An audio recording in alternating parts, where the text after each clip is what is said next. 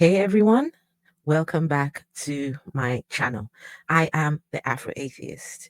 If you are new here, welcome to this platform where we take a critical look at religion, faith, and the so-called men of God who exploit people for power and money. No fluff, no gimmick, just straight up analysis and truth. Now, we need to talk about Pastor Tobi Adegboyega. You have heard the headlines. Tobi is being deported. But while many are celebrating, very few are asking the important question: why now? What is the real reason behind this sudden move by the UK government? Because let's be honest, Tobi has been scamming and manipulating people for years. His cult-like church, SPAC Nation, has been under scrutiny for fraud, financial abuse, and coercion of young people. So why did it take so long for the UK to act? In today's deep dive, we are cutting through the noise and getting to the real reason why Tobi is finally being shown the door, why he's been told bye-bye from the UK. No distractions, no sensationalism, just facts, evidence, and critical analysis. Before we get into it, do not forget to subscribe and to hit that notification bell so you don't miss more content like this. And if you haven't already, please sign the petition to ensure the authorities fully investigate the allegations made against Tobi and his entire network. The link will be in the description. All right, let's get into it. So for those of you who don't know already, the tribunal decision is online. The tribunal that sat for Tobi's case about whether he's staying or going. It's online because himself and his lawyer did not request the anonymity order. So it's easily accessible, word for word, direct from the source, the Home Office. So it's online. You can access it yourself if you so wish. So this is a copy of the tribunal decision, and it was, of course, the upper tribunal Judge Bruce and upper tribunal Judge Rastogi, which are the two judges that Tobi sat before. But Tobi will let you think that there were 7 judges because Tobi always has to lie. But there were only 2 from this. Now, as you can see, this is between Tobi and the Secretary of State for the Home Department, which Tobi was represented by his solicitor, Mr. Olawale, and the respondent for the Home Office, Ms. Nwachukwu. So this was heard on the 20th of August and on the 2nd of October 2024. So they give the reasons, the decisions. So a lot of all this information I'm going to skip because these are things that we have talked about already. But I want to get into the real reason why he's being deported. So what you see highlighted, that's where I will be focusing on. So let's go.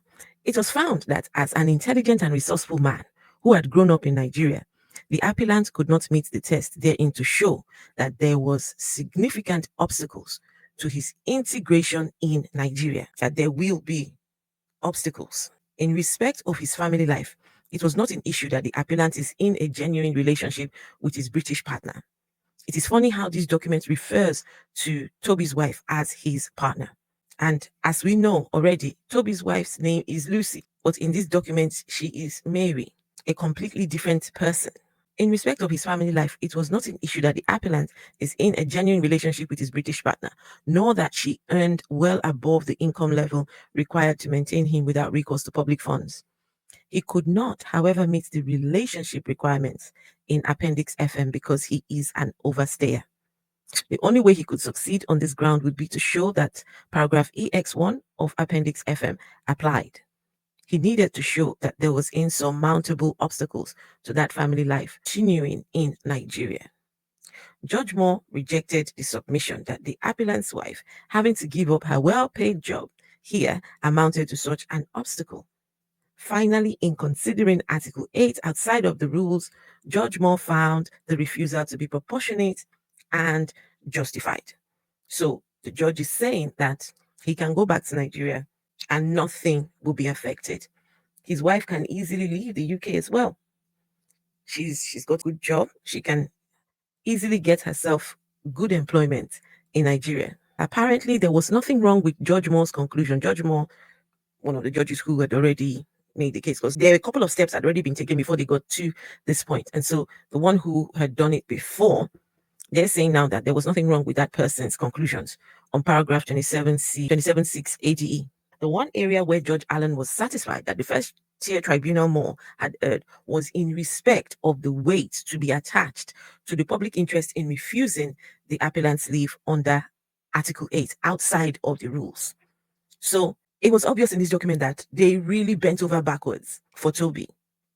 If this was someone else of good character, there would have been no reason why he shouldn't be allowed to stay in the UK. If this was somebody else who had good character, who could document it, that, look, I have been here in the UK and I have impeccable character, he would have been granted.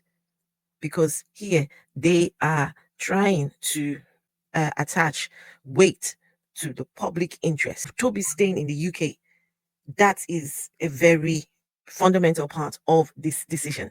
On appeal, Judge Allen was concerned that in conducting proportionality balancing exercise under Article 8, Judge Moore had failed to consider whether the appellant's claimed good works reduced the public interest in refusing him leave. Okay, so once again, the importance and the proportionality, we're balancing Tobi's stay here and the impact that will have on the community and the people here.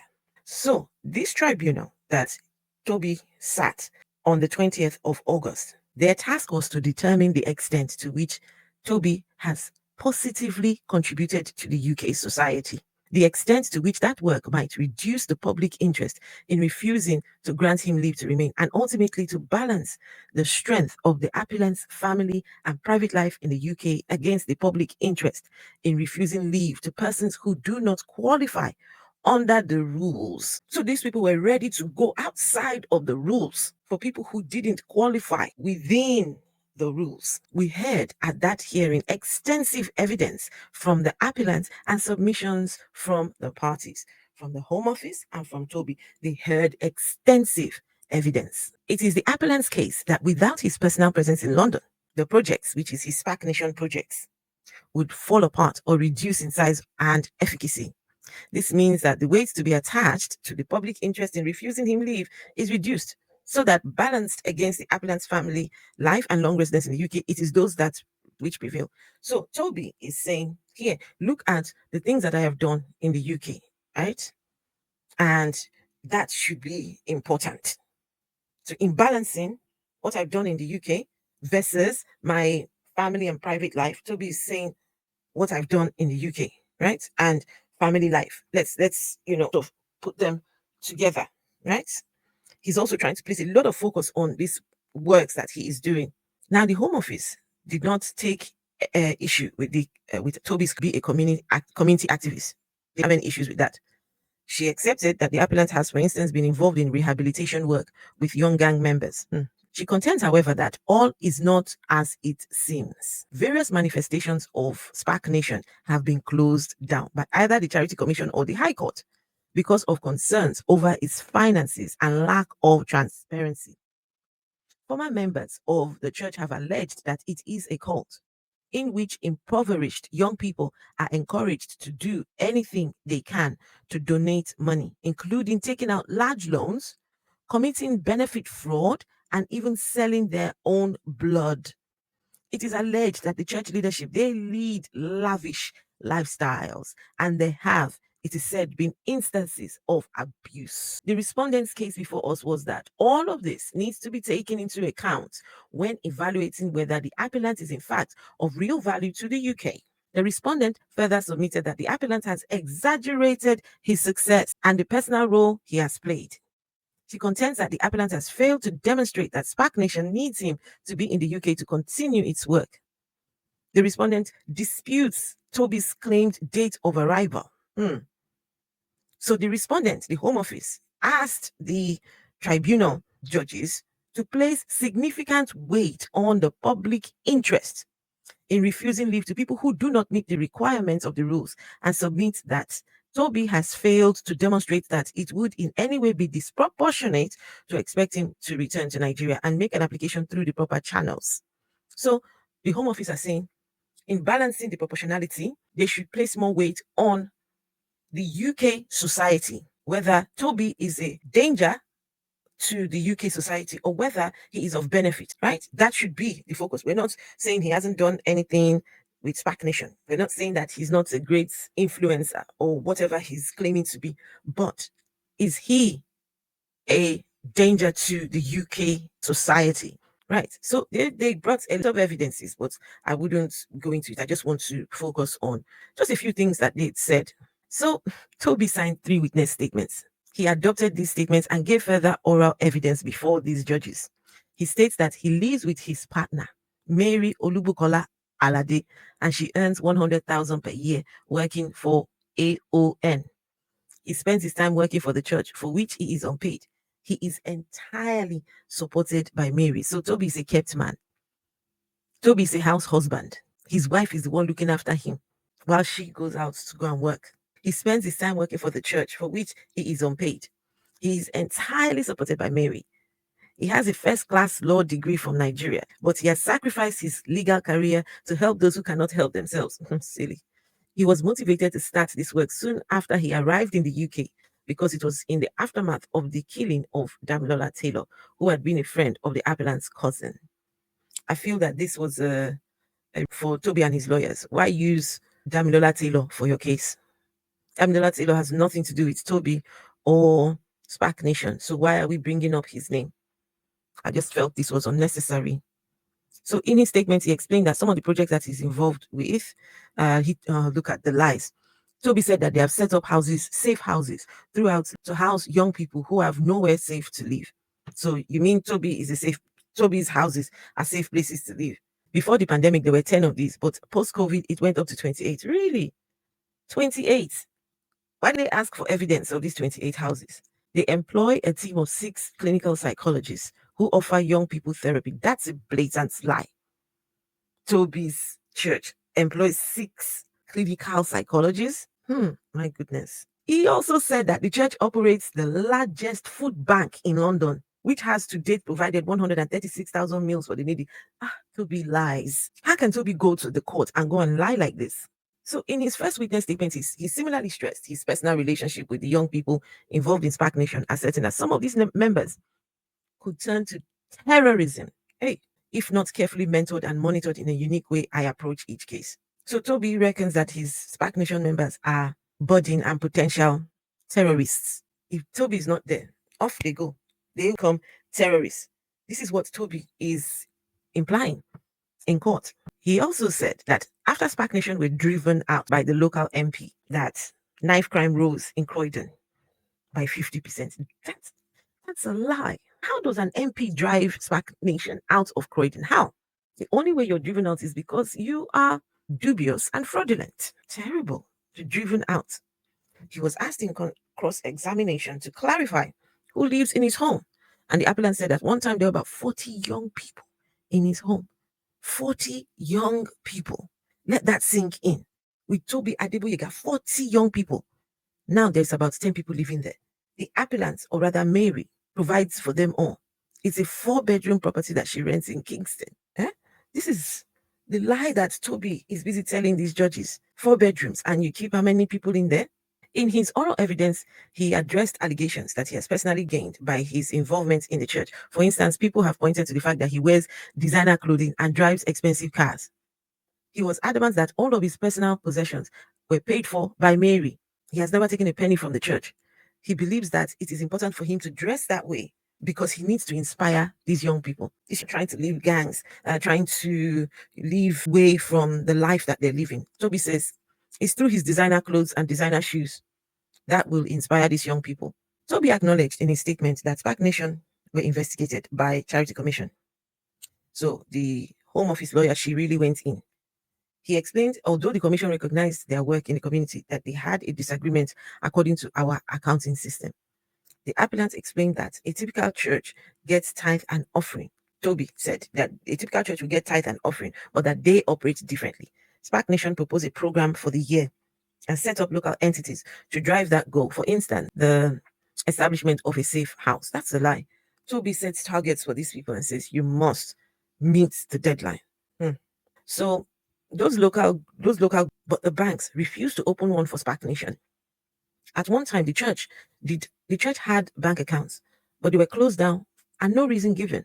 When leaders fundraise independently, right, the church commission was not happy with the way these people operated. They were not happy that they were unable to see clearly where the funds were coming from. They wanted a central bank account. When they subsequently tried to open accounts in the church's name, they were repeatedly shut down. There was a huge public interest with Barclays. Sorry, they had a huge public argument. So the SPAC Nation was busy arguing with the bank. SPAC Nation members felt that it was because they were young and black. So let's continue. So the particular bit here is talking about the Charity Commission. Tobi was being very sly. They said, bring the decision from commission. Tobi says, I didn't know you were going to need it here today. But they brought a letter that was addressed to Tobi's brother, not addressed to Tobi, because Tobi doesn't have his name on any of the documents. Okay. So here they're talking about the BBC, right? The allegations that were made by the BBC and Independent, right? The reports that made. And Steve Reed, his hard work, all taken to the police, but the police decided to drop it. Okay. But the Charity Commission did their investigating, and it resulted in an order in the High Court closing the church down and a declaration of insolvency. Okay. So here they are reminding themselves of the task in this tribunal, that pursuant to the decision of the upper tribunal, Judge Allen, we are first asked to evaluate the appellant's contribution to life in the UK and to determine to what extent, if any, that contribution reduces the weight to be attached to the public interest in refusing him leave to remain on Article 8 grounds. So, two things are going to judge: his contribution to the life in the UK and the public interest, right? Contribution, public interest. His contribution, public interest. Yeah. Once we have established the extent of his contribution, then we must conduct an overall evaluation of the appellant's family and private life in the UK and balance this against the public interest in refusing leave to someone who is unable to meet the requirements of the immigration rules. They don't doubt that he has impressed a lot of people. We do, however, note the absence of corroborative evidence in respect of the most prominent agencies that Tobi claims as his supporters. There was nothing before them from Metropolitan Police. There was nothing from Downing Street. Tobi says he has been to Downing Street several times. There was nothing. The Mayor of London or Home Office, nothing. All the institutions that he claimed that were enthusiastic about his work, nothing. The absence of any supporting evidence from the Metropolitan Police is particularly striking, given that the appellants claim that the senior police officer will attest to the fact that I am an absolute necessity to their fight against crime. Tobi says here he was instrumental in the reducing knife crime. You would think that there'll be something, but there was nothing to show this. So Tobi went on to talk about all the many good things that he has done, right? The evidence before us indicates that SPAC Nation delivers or supports a wide range of community initiatives. And like Judge Moore, we are wholly satisfied that this work will continue regardless of whether Tobi is playing a part in it. We are not satisfied that the good work that SPAC Nation undertakes generally would collapse or even significantly suffer should the appellants be required to leave the UK. It follows that we need say very little about Charity Commission report, safe to say that it clearly identifies very serious failings in the management of SPAC Nation, and it serves to underline the appellant's activities and the extent to which they may have said to amount to a significant contribution and not over matters which there could be no real disagreement. Accordingly, we are not satisfied that Tobi's charitable work in the UK is such that the public interest in refusing him leave is diminished. So they're not satisfied that his charitable work in the UK to the public interest, refusing him, it would diminish anything, right? So, okay, here he talks about the behavior of in the UK, right? You have to be a good behavior, you have to work. Tobi in the court says he has never had paid employment in the UK, which is a lie. If you remember, Tobi said he was working as a kitchen porter, but when he went to court, he said he has never worked a day in his life, and that he has financially from his relationship with SPAC Nation, the church. Can you imagine the blatant lies? Tobi said his reliance on Mary for funds. Mary is the one buying his Gucci clothes, his all the Fendi and offending with Fendi. So they're saying that he was an overstayer. His visa ran out, and it was after then that he went and formed relationship with Mary. So in conclusion, if you are wondering, so what exactly did they use to determine this? Listen to this one now.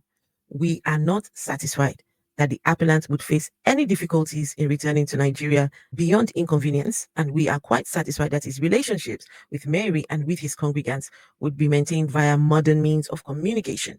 Because Tobi has told them he streams on all different platforms and people listen to him. So he says that his interactions could be maintained via modern means of communication in the short period that he waited for entry clearance. Weighing all of the foregoing in the balance, we conclude that the decision to refuse leave to remain was wholly proportionate. The appellant seeks to rely on family and private life relationships, all of which have been established whilst he was in the UK unlawfully, and this will all survive his return to Nigeria.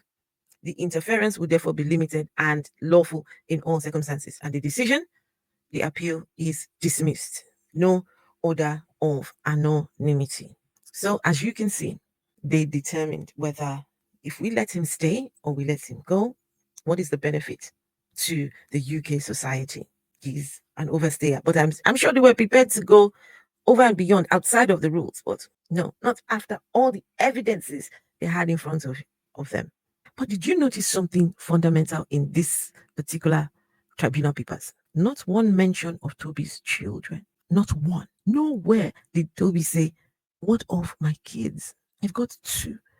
Please let me stay so I can be in their lives. Nothing. And I find that highly suspicious. Me, I'm a mother. The first thing I will be talking about is my children. If you deport me, what's going to happen to my children? I would not be able to take care of them in Nigeria. I'll have to do this. And that would be my very first cry.